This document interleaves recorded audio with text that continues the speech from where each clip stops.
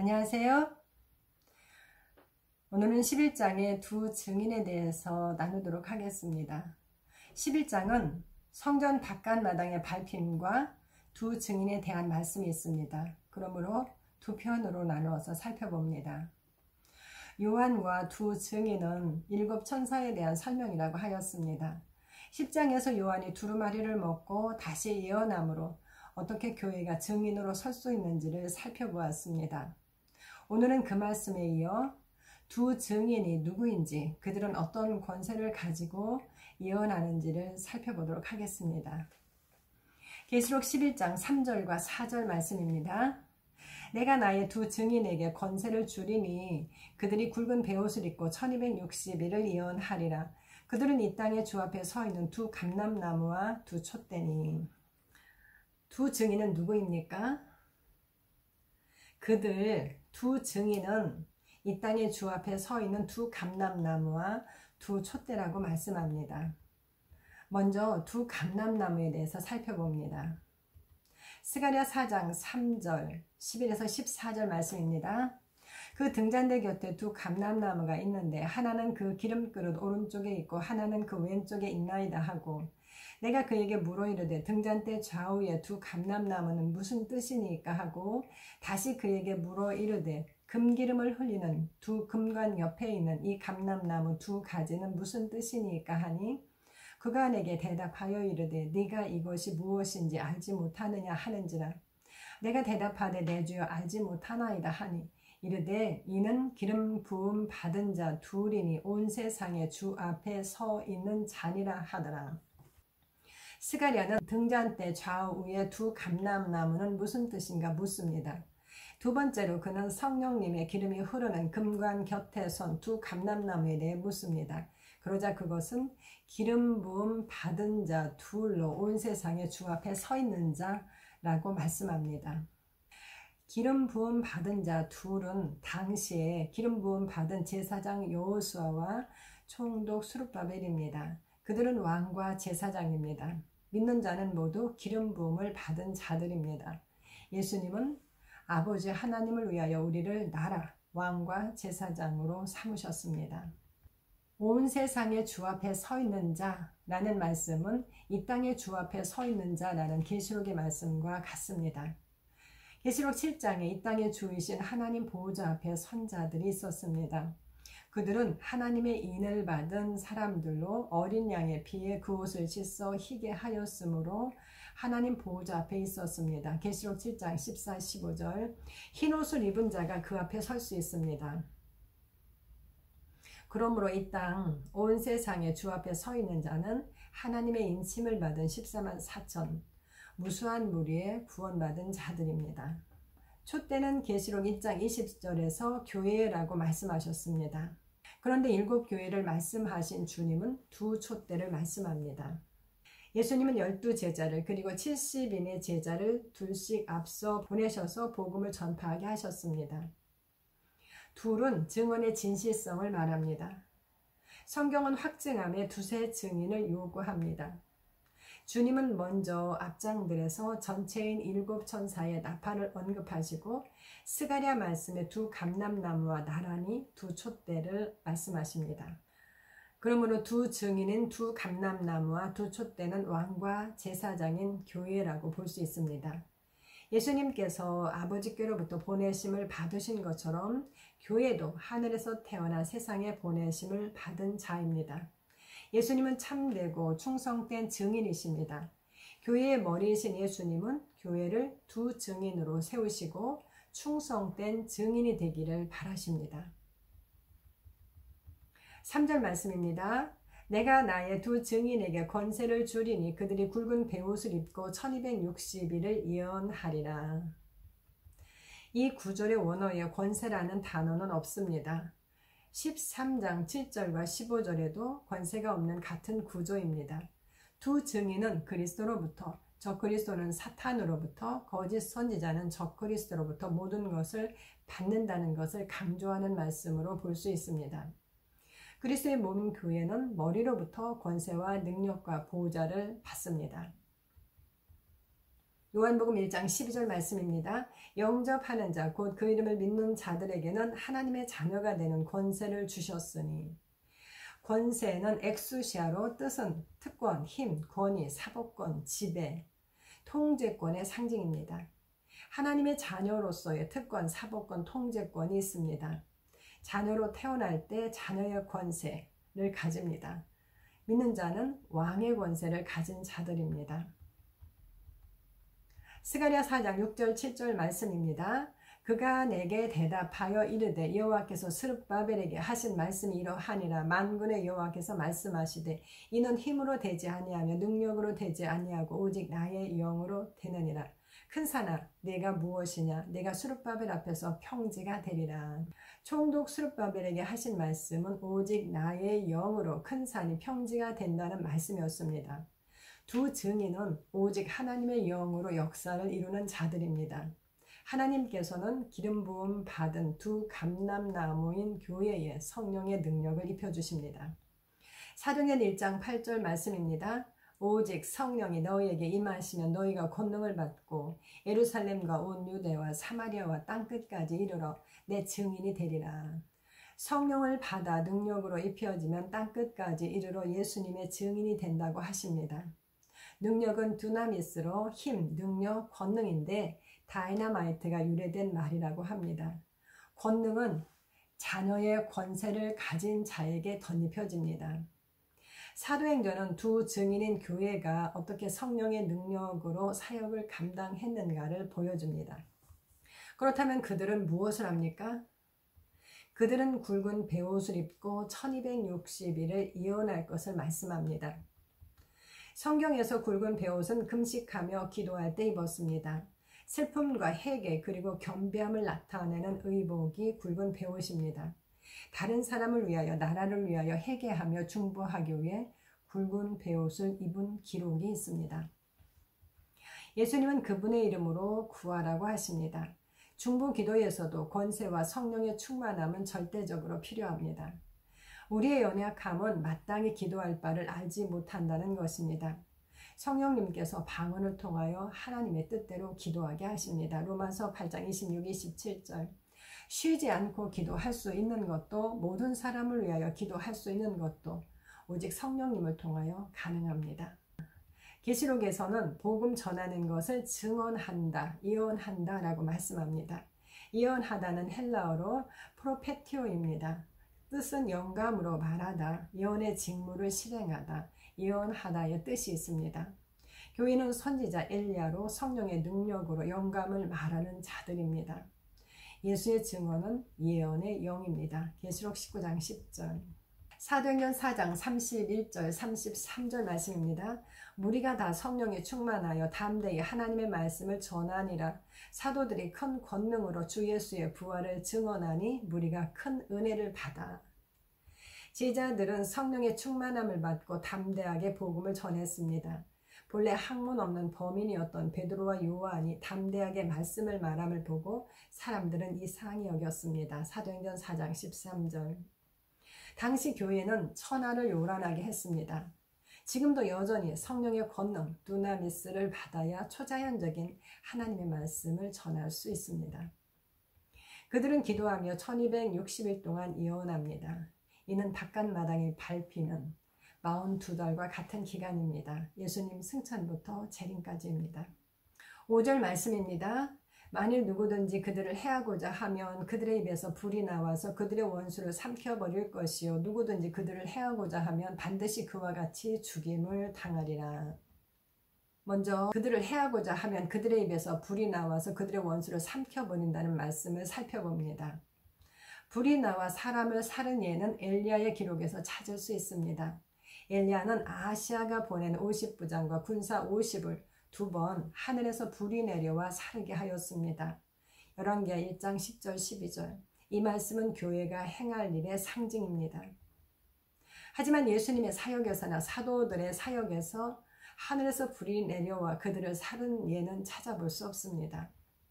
하늘에서 불을 내려 멸하기를 원했던 제자들에게 예수님께서 하신 말씀을 살펴보도록 하겠습니다. 누가복음 9장 54, 55절입니다. 제자 야고보와 요한이 이를 보고 이르되 주여 우리가 불을 명하여 하늘로부터 내려 저들을 멸하라 하기를 원하시나이까. 예수께서 돌아보시며 꾸짖으시고 예수님께서는 꾸짖으셨습니다. 그리고 나흔의 주에는 다음과 같이 적혀 있습니다. 어떤 고대 사본에는 55절 끝에 다음 말이 있음. 이르시되 너희는 무슨 정신으로 말하는지 모르는구나. 인자는 사람의 생명을 멸망시키러 온 것이 아니요 구원하러 왔노라 하시고, 예수님께서는 하늘에서 불을 내려 멸하기를 원했던 제자들을 꾸짖으셨습니다. 예수님은 사람을 멸망시키러 오신 것이 아니라 구원하러 오셨습니다. 그런데 계시록 11장 5절 말씀은 만일 누구든지 그들을 해하고자 하면 그들의 입에서 불이 나와서 그들의 원수를 삼켜버릴 것이요 라고 말씀합니다. 계시록 20장 9절 말씀입니다. 그들이 지면에 널리 퍼져 성도들의 진과 사랑하시는 성을 두루매 하늘에서 불이 내려와 그들을 태워버리고, 또한 이 구절에서도 교회를 대적할 때 하늘에서 불이 내려와 그들을 태웠다고 하십니다. 두 증인의 입에서 불이 나와 원수를 삼키고 하늘에서 불이 내려와 그들을 태워버립니다. 같은 말씀입니다. 두 증인은 하나님의 동역자입니다. 하나님은 교회를 통해서 일하십니다. 11장 5절에 삼키다와 20장 9절에 태우다는 헬라어로 같은 단어입니다. 카테스티오인데 카타와 에스티오, 먹다에서 유래되었습니다. 뜻은 먹어버리다, 삼키다입니다.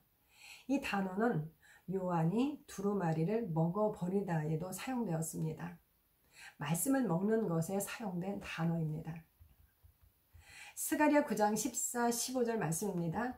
여호와께서 그들 위에 나타나서 그들의 화살을 번개같이 쏘아내실 것이며 주 여호와께서 나팔을 불게 하시며 남방 회오리 바람을 타고 가실 것이라. 만군의 여호와께서 그들을 호위하시리니 그들이 원수를 삼키며 물맷돌을 밟을 것이며.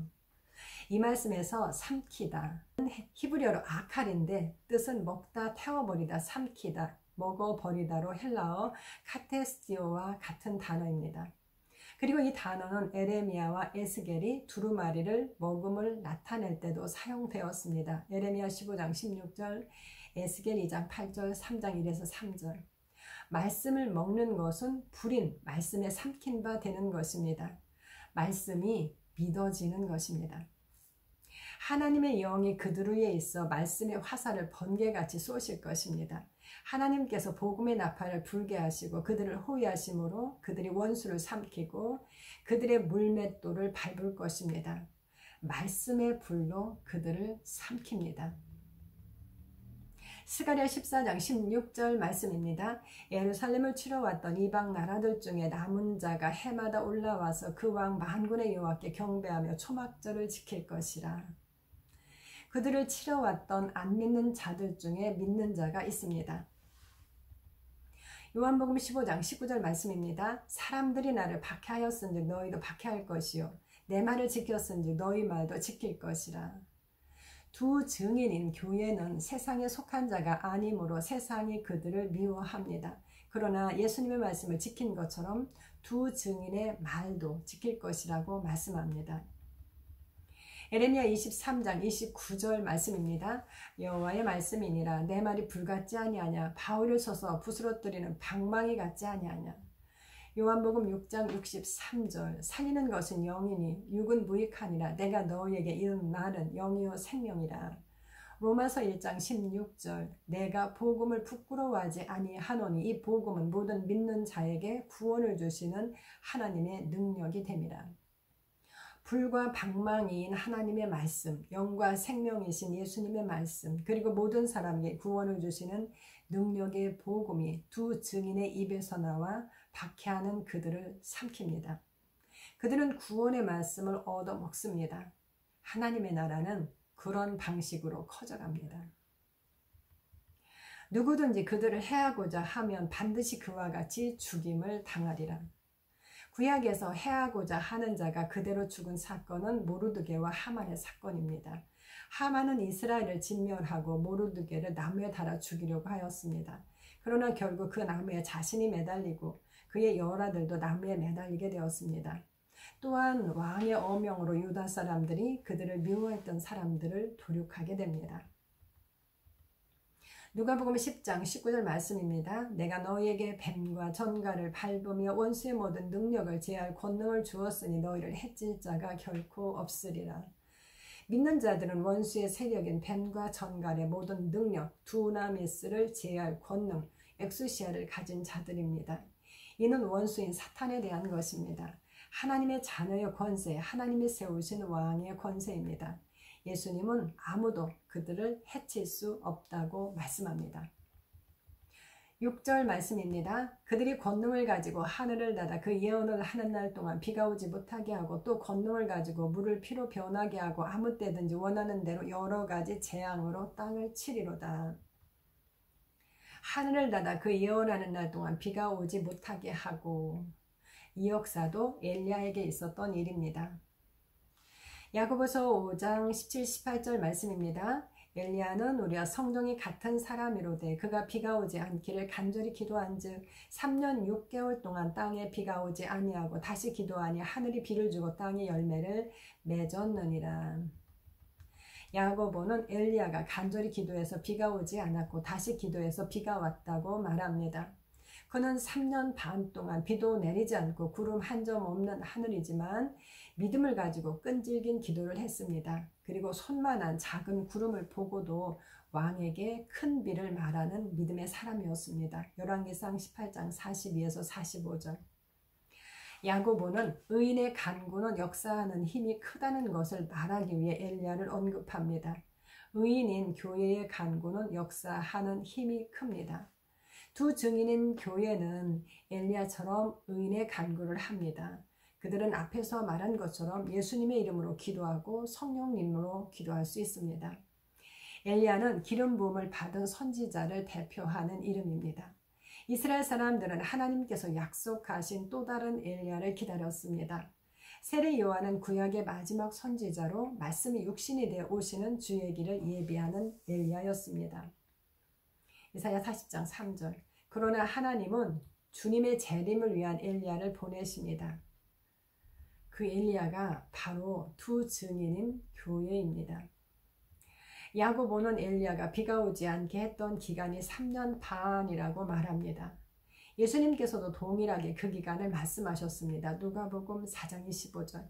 그런데 계시록 11장 6절은 그 예언을 하는 날 동안 비가 오지 못하게 했다고 말씀합니다. 즉 엘리야인 교회가 예언하는 상징적인 날인 3년 반 동안 비가 오지 못하게 했다는 말씀이 됩니다. 교회는 예수님 승천부터 재림까지의 3년 반 동안 그 일을 계속할 것입니다. 또 권능을 가지고 물을 피로 변하게 하고 아무 때든지 원하는 대로 여러 가지 재앙으로 땅을 치리로다. 물을 피로 변하게 하고 여러 가지 재앙으로 행한 사람은 모세입니다. 두 증인도 권능을 가지고 물을 피로 변하게 할 것을 말씀합니다. 둘째 천사와 셋째 천사가 대접을 쏟았을 때 물이 피가 되었습니다. 이 말씀은 대접을 쏟는 천사가 두 증인인 교회임을 말씀합니다. 두 증인은 물을 피로 변하게 하고 아무 때든지 원하는 대로 여러 가지 재앙으로 땅을 칩니다. 모세에 대해서 다시 살펴봅니다. 모세는 아브라함 언약의 성취와 이스라엘이 애굽의 노예로 노역과 학대로 부르짖는 부르짖음의 응답으로 이스라엘에 보내신 그들의 인도자였습니다. 출애굽기 5장 1절입니다. 히브리 사람의 하나님 여호와께서 나를 왕에게 보내어 이르시되 내 백성을 보내라. 그러면 그들이 광야에서 나를 섬길 것이니라. 모세는 바로 앞에서 이 말을 7번 합니다. 그는 애굽에서 이스라엘을 구해내기 위해 지팡이를 들고 바로를 찾아갑니다. 하지만 바로는 거절하고 노동을 무겁게 합니다. 하나님께서는 모세의 지팡이를 통해 물이 피가 되는 재앙을 내리십니다. 그러나 바로는 마음이 완강하여 노예인 그들을 보내기를 거절합니다. 바로와 애굽에 10가지 재앙을 내린 다음 모세는 이스라엘을 그 땅에서 이끌고 나올 수 있었습니다. 두 증인인 교회도 사탄의 노예로 있는 사람들을 인도하기 위해 보냄을 받은 자들입니다. 사도행전 26장 17, 18절 말씀입니다. 이스라엘과 이방인들에게서 내가 너를 구원하여 그들에게 보내어 그 눈을 뜨게 하여 어둠에서 빛으로 사탄의 권세에서 하나님께로 돌아오게 하고 제3과 나를 믿어 거룩하게 된 무리 가운데서 기업을 얻게 하리라 하더이다. 교회는 이 일을 감당하는 증인입니다. 복음으로 눈을 뜨게 하여 어둠에서 빛으로 사탄의 권세에서 하나님께로 돌아오게 합니다. 그들은 거룩하게 된 무리와 함께 생명, 죄사함, 의, 자녀됨, 다스림의 기업을 얻게 됩니다. 이사야 40장 2절 말씀입니다. 너희는 예루살렘의 마음에 닿도록 말하며 그것에게 외치라. 그 노역의 때가 끝났고 그 제약이 사함을 받았느니라. 그의 모든 죄로 말미암아 여호와의 손에서 벌을 배나 받았느니라 할지니라 하시니라. 이사야 44장 22절 말씀입니다. 내가 내 허물을 빽빽한 구름같이 내 죄를 안개같이 없이 하였으니 너는 내게로 돌아오라. 내가 너를 구속하였음이니라. 고린도 후서 5장 19절 말씀입니다. 곧 하나님께서 그리스도 안에 계시사 세상을 자겨 화목하게 하시며 그들의 죄를 그들에게 돌리지 아니하시고 화목하게 하는 말씀을 우리에게 부탁하셨느니라. 구속은 아버지께서 예수 그리스도를 통하여 이루셨습니다. 이미 모든 일이 이루어졌습니다. 하지만 그 일을 모르면 사탄에게 잡힌 줄도 모르고 그대로 노예로 살게 됩니다. 두 증인은 노역의 때가 끝났음을, 모든 죄가 사해지고 구속되었음을, 이미 화목되었음을 알림으로 그들의 눈을 뜨게 할 수 있습니다. 모세에게 지팡이를 주셨던 것처럼 교회는 예수님으로부터 말씀의 철장을 받은 자들입니다. 교회는 엘리야가 아합과 이세벨 앞에서, 모세가 바로 앞에서 행했던 것처럼 적그리스도 앞에서 그리스도의 권세를 가지고 담대하게 맞서는 자들입니다. 교회는 예수님 승천부터 재림까지의 3년 반 동안 이어나는 엘리야이고 노예로 사탄 아래 있는 자들을 이끌어내는 모세입니다. 그리고 계시록 11장 7절부터는 두 증인이 짐승으로부터 죽임을 당함을 말씀합니다. 이 부분은 성전 바깥 마당의 밟힘을 설명해주는 말씀입니다. 그러므로 다음 동영상에서 성전 바깥 마당의 밟힘과 함께 살펴보도록 하겠습니다. 오늘은 여기까지 두 증인에 대해서 나누었습니다. 두 증인인 두 감람나무와 두 촛대는 왕과 제사장인 교회를 말씀합니다. 교회는 굵은 베옷을 입고 즉 기도하며 1260일 예수님 승천부터 재림까지 영감으로 말하는 자들, 예언의 직무를 실행하는 선지자들입니다. 그들은 예언 즉 복음의 나팔을 부는 엘리야이고 말씀의 검으로 심판을 행하며 사람들을 구해내는 모세입니다. 이는 결국 7 나팔을 부는 천사와 7 대접을 쏟는 천사에 대한 설명입니다. 예수님 오른손에 7 별인 앙겔로스, 사자는 비밀입니다. 하나님은 교회와 함께 구속사를 이루어 가십니다. 감사합니다.